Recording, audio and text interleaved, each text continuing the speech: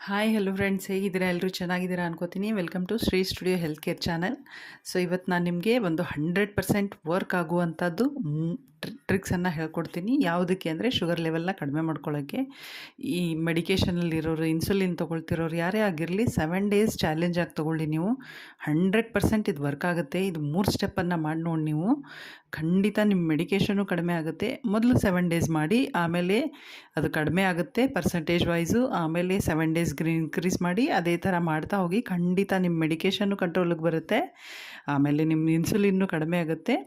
ಪೂರ್ತಿ ನಿಲ್ಲಿಸಿ ಅಂತ ಹೇಳಲ್ಲ ನಾನು, ಮೆಡಿಕೇಷನ್ ಯಾವುದನ್ನು ಡಾಕ್ಟರ್ ಅಡ್ವೈಸ್ ಇಲ್ಲದೇ, ಬಟ್ ಇದು ಖಂಡಿತ 100% ವರ್ಕ್ ಆಗುತ್ತೆ. ಸೊ ಈ 3 ಸ್ಟೆಪ್ಪನ್ನು ಯಾವುದಂತ ನೋಡೋಣ ಬನ್ನಿ. ಅದಕ್ಕೂ ಮೊದಲು ನನ್ನ ಚಾನಲ್ನೇ ಸಬ್ಸ್ಕ್ರೈಬ್ ಮಾಡಿ, ಲೈಕ್ ಮಾಡಿ, ಶೇರ್ ಮಾಡಿ, ಕಮೆಂಟ್ ಮಾಡಿ, ಹಾಗೆ ಬೆಲ್ ಐಕಾನ್ ಒತ್ತಿ. ಸೊ ನಾ ಹಾಕೋ ಎಲ್ಲ ವೀಡಿಯೋಸು ನೋಟಿಫಿಕೇಷನ್ ಬರುತ್ತೆ. ಸೊ ಇದು ಯಾವುದು ಅಂತ ನೋಡೋಣ ಬನ್ನಿ. ಇದರಲ್ಲಿ ಫಸ್ಟ್ ಸ್ಟೆಪ್ ಬಂದುಬಿಟ್ಟು ನಿಮ್ಮ ಊಟದ ತಟ್ಟೆದು ಪ್ಲೇಟು ಹೆಂಗಿರಬೇಕು ಅಂತ ನೋಡೋಣ ಬನ್ನಿ. ಅದರಲ್ಲಿ 3 ಭಾಗ ಮಾಡಿ, ಅದರಲ್ಲಿ ಅರ್ಧ ಭಾಗ ವೆಜಿಟೇಬಲ್ಸ್ ಅಂದರೆ ಫೈಬರ್ ಇರಬೇಕು. ಫೈಬರು ಅರ್ಧ ಭಾಗ, ಇನ್ನೊಂದು ಪೋರ್ಷನ್ ಪ್ರೋಟೀನು, ಇನ್ನೊಂದು ಪೋರ್ಷನ್ ಕಾರ್ಬೋಹೈಡ್ರೇಟ್ಸ್. ಸೊ ನಿಮಗೆ ಅರ್ಧ ಭಾಗ ವೆಜಿಟೇಬಲ್ ಇರಬೇಕು. ಜಾಸ್ತಿ ತರಕಾರಿಗಳನ್ನ ತಿನ್ನಬೇಕು. ಹಣ್ಣು ತಿನ್ನೋ ಅಭ್ಯಾಸ ಇದ್ದರೆ ಊಟದಲ್ಲಿ ಅಥವಾ ಲಾಸ್ಟಲ್ಲಿ ತಿನ್ಬೋದು. ಇನ್ನೊಂದು ಪೋರ್ಷನಲ್ಲಿ ಪ್ರೋಟೀನ್ ಅಂದರೆ ಬೇಳೆಕಾಳುಗಳು ಬರುತ್ತೆ ವೆಜ್ ಇರೋರಿಗೆ. ನಾನ್ ವೆಜ್ ಇರೋರಿಗೆ ಚಿಕನ್ನು, ಮಟನ್ ಆ ಥರ ತಿನ್ನಿ. ಇನ್ನು 1 ಪೋರ್ಷನ್ ಮಾತ್ರ ಚಪಾತಿ ಅಥವಾ ಅನ್ನ, ಆ ಥರ ಪ್ರೋಟೀನ್ ಕಾರ್ಬೋಹೈಡ್ರೇಟ್ಸ್ ಏನು ತಿಂತೀವಿ ನಾವು ಕಾಂಬಿನೇಷನಲ್ಲಿ, ಅದನ್ನು ತಿನ್ನಿ. ಇದು ಡಿಸಿಪ್ಲೈನ್ ಆಗಿರೋದು ಊಟದ ತಟ್ಟೆ. ಎಲ್ಲ ಹೆಲ್ದಿ ಇರೋರಿಗೆ ಇದು ಥರ ಬೇಕು. ಅದರಲ್ಲೂ ಡಯಾಬಿಟೀಸ್ ಇರೋರಿಗೆ ಫೈಬರ್ ಮತ್ತು ಪ್ರೋಟೀನ್ ಜಾಸ್ತಿ ಇರಬೇಕು ಊಟದಲ್ಲಿ. ಕಾರ್ಬೋಹೈಡ್ರೇಟ್ಸು ಕಡಿಮೆ ಇರಬೇಕು, ಅಂದರೆ ನಿಮಗೆ ಶುಗರ್ ಲೆವೆಲ್ಲು ಜಾಸ್ತಿ ಆಗಲ್ಲ ಬ್ಲಡ್ಡಲ್ಲಿ. ಸೊ ಇದು ಫಸ್ಟ್ ಸ್ಟೆಪ್ಪು. ಇನ್ನು ಸೆಕೆಂಡ್ ಸ್ಟೆಪ್ ಏನಂದರೆ, 2ನೇದು ಪಾಯಿಂಟು, ನಿಮ್ಮದು ಟೈಮಿಂಗ್ ಮಾತ್ರ ತುಂಬ ಮ್ಯಾಟ್ರ್ ಆಗುತ್ತೆ. ಇದು ಡಯಾಬಿಟೀಸ್ ಇರೋರಿಗೆ, ಟೈಪ್ 2 ಡಯಾಬಿಟೀಸ್ ಯಾರಿಗಿದೆ ಅವ್ರಿಗೆ ಖಂಡಿತ ಟೈಮಿಂಗ್ ಮ್ಯಾಟ್ರ್ ಆಗುತ್ತೆ. ಇದಕ್ಕೊಂದು ವಿಂಡೋ ಅಂತ ಹೇಳ್ತೀವಿ. ಯಾವ ಥರ ಇದು ಅಂದರೆ, ಇವಾಗ ಬೆಳಿಗ್ಗೆ 9 ಗಂಟೆಗೆ ತಿಂದಿದ್ದೀರಾ ಅಂದರೆ ತಿಂಡಿ, ರಾತ್ರಿ 9 ಗಂಟೆಗೆ ಊಟ ಮುಗಿಸ್ಬಿಡ್ಬೇಕು.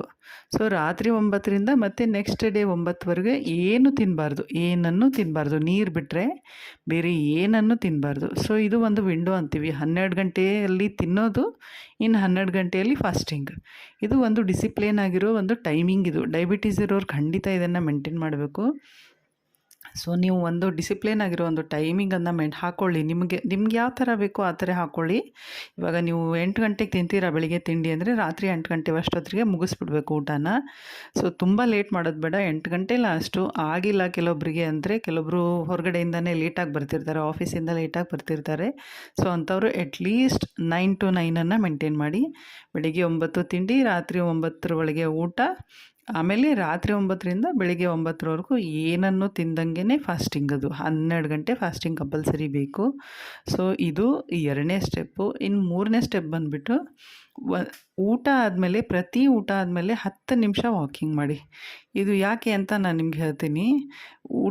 ಬೆಳಿಗ್ಗೆ ತಿಂಡಿ, ಬೆಳಿಗ್ಗೆ ಯೂಶ್ವಲಿ ಎಲ್ಲರೂ ಆ್ಯಕ್ಟಿವ್ ಆಗಿರ್ತೀರ, ಓಡಾಡ್ಬೋದು. ಸ್ವಲ್ಪ ಮಧ್ಯಾಹ್ನ ಮತ್ತು ರಾತ್ರಿ ಊಟ ಆದ ತಕ್ಷಣ ಓಡಾಡೋದು ಕಡಿಮೆನೇ. ಆ 10 ನಿಮಿಷ ವಾಕಿಂಗ್ ಮಾಡೋದ್ರಿಂದ ಏನು ಲಾಭ ಆಗುತ್ತೆ ಅಂತ ನಾನು ನಿಮ್ಗೆ ಹೇಳ್ತೀನಿ. ನಮ್ಮದು ಕಾಫ್ ಮಸಲ್ ಇದೆ, ಅಂದರೆ ಕಾಲಲ್ಲಿ ಕಾಫ್ ಮಸಲ್ ಅಂತ ಇದೆ.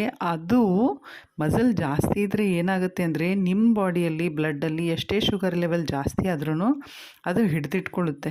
ಅದು ಹಿಡಿದಿಟ್ಕೊಂಡು ಏನು ಮಾಡುತ್ತೆ ಅಂದರೆ, ನೀವು ಯಾವಾಗ ಓಡಾಡ್ತಿರಲ್ವ, ಓಡಾಡಿದಾಗ ಕಾಲಲ್ಲಿರೋ ಅದು ಎಕ್ಸ್ಟ್ರಾ ಇರೋ ಗ್ಲೂಕೋಸು, ಅದು ಗ್ಲೂಕೋಸಾಗಿ ಕನ್ವರ್ಟ್ ಆಗಿ ಎನರ್ಜಿಯಾಗಿ ಕನ್ವರ್ಟ್ ಆಗಿ ನಿಮಗೆ ಯುಟಿಲೈಸ್ ಆಗುತ್ತೆ. ಅಂದರೆ ನೀವಾಗ ಓಡಾಡಬೇಕಾದ್ರೆ ಕಾಲಲ್ಲಿರೋದು ಶಕ್ತಿ ಬೇಕಲ್ವಾ. ಸೊ ಓಡಾಡಿದಾಗ ಏನಾಗುತ್ತೆ, ಅದು ಸ್ಟೋರ್ ಆಗಿರೋದು ಅದೇನು ಗ್ಲೂಕೋಸ್ ಇರುತ್ತೆ ಕಾಫ್ ಮಸಲಲ್ಲಿ, ಅದು ಯೂಸ್ ಆಗುತ್ತೆ, ಯುಟಿಲೈಸ್ ಆಗುತ್ತೆ.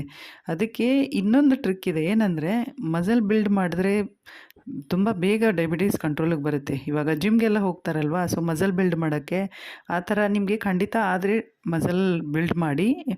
ಕಾಲಲ್ಲಿ ಸ್ಪೆಷಲಿ ನಾನು ನಿಮಗೆ ಅದಕ್ಕೆ ಇಮೇಜಸ್ ಹಾಕಿರ್ತೀನಿ ಗೊತ್ತಾಗಲಿ ಅಂತ. ಸೋಲಿಯಸ್ ಮಸಲ್ ಅಂತ ಹೇಳ್ತೀವಿ ಅದಕ್ಕೆ. ಆ ಪೋರ್ಷನಲ್ಲಿ ನೀವೇನಾದರೂ ಅಕಸ್ಮಾತ್ ಮಸಲನ್ನು ಸ್ಟ್ರಾಂಗಾಗಿ ಬಿಲ್ಡ್ ಮಾಡಿಕೊಂಡ್ರೆ ಖಂಡಿತ ನಿಮ್ಮ ಶುಗರ್ ಡೌನಿಗೆ ಬರುತ್ತೆ. ಯಾಕೆ ಅಂದರೆ, ನೀವು ಪ್ರತಿ ಸರ್ತಿಯಲ್ಲಿ ಓಡಾಡಿದಾಗ ಅದು ಇದೇನು ನಮ್ಮದು ಎಕ್ಸ್ಟ್ರಾ ಇರೋ ಬ್ಲಡ್ಡಲ್ಲಿರೋ ಶುಗರ್ ಹೋಗಿ ಕೂತ್ಕೊಂಡಿರುತ್ತಲ್ವ, ಅದು ಖಂಡಿತ ಯುಟಿಲೈಸ್ ಆಗಿ ನಿಮಗೆ ಬ್ಲಡ್ಡಲ್ಲಿ ಮತ್ತೆ ಅದು ಸ್ಪ್ರೆಡ್ ಆಗೋಕ್ಕೆ ಬಿಡಲ್ಲ, ಅಲ್ಲಿಂದನೇ ಅದು ಯುಟಿಲೈಸ್ ಆಗಿಬಿಡುತ್ತೆ. ಸೊ ಇದು ಎಕ್ಸಸೈಸ್ ಇದೆ ಇದಕ್ಕೊಂದು. ನಿಮ್ಗೇನಿದೆ ಎಕ್ಸಸೈಸ್ ಅಂದರೆ, ನೀವು ಪ್ರತಿ ಸರಿ ಊಟ ಮಾಡ್ತೀರಲ್ವ ಮಧ್ಯಾಹ್ನ, ಅದು ಸ್ಪೆಷಲ್ ರಾತ್ರಿ ಮಾಡಿ ಈ ಒಂದು ಚೇರ್ ಮೇಲೆ ಕೂತ್ಕೋಬೇಕು. ಕೂತ್ಕೊಂಡು ನೀವು ಕೂತ್ಕೊಂಡಾಗ ನಿಮ್ಮ ತೊಡೆ ಮತ್ತು ಕಾಲು 90 ಡಿಗ್ರಿಯಲ್ಲಿರಬೇಕು. ಯಾಕಂದರೆ ಕೆಲವೊಂದು ಸೋಫಾ ಮತ್ತು ಚೇರು ತುಂಬ ಕೆಳಗಡೆ ಇರುತ್ತೆ. ಸೊ ಆ ಥರದ್ದು ಬೇಡ. ನೀವು ಯಾವಾಗ ಕೂತ್ಕೋತೀರಾ ಆವಾಗ ತೊಡೆ ಮತ್ತು ಕಾಲು ಎರಡು 90 ಡಿಗ್ರಿಯಲ್ಲಿರಬೇಕು. ಕೂತ್ಕೊಂಡು ಮಾಡೋದು ಇದು. ಕೂತ್ಕೊಂಡಾಗ ಮುಂದೆ 10 ಬೆರಳೇನಿರುತ್ತಲ್ವ ಅದು ನೆಲಕ್ಕೆ ಊರಿಬಿಟ್ಟು ಹಿಂಬಡಿನ ಎತ್ತೋದು, ನೆಲಕ್ಕೆ ಹಚ್ಚೋದು, ಎತ್ತೋದು, ನೆಲಕ್ಕೆ ಹಚ್ಚೋದು. ಇದನ್ನು 100 ಟೈಮ್ಸ್ ಮಾಡಿ. ಸ್ಟಾರ್ಟಿಂಗಲ್ಲಿ 100 ಟೈಮ್ಸಿಂದ ಶುರು ಮಾಡಿ. ಈಸಿ ಇದೆ ಇದು, ಏನು ನಿಮಗೆ ಗೊತ್ತೂ ಆಗಲ್ಲ ಎಕ್ಸಸೈಸ್ ಮಾಡ್ತಿದ್ದೀರಾ ಅಂತ.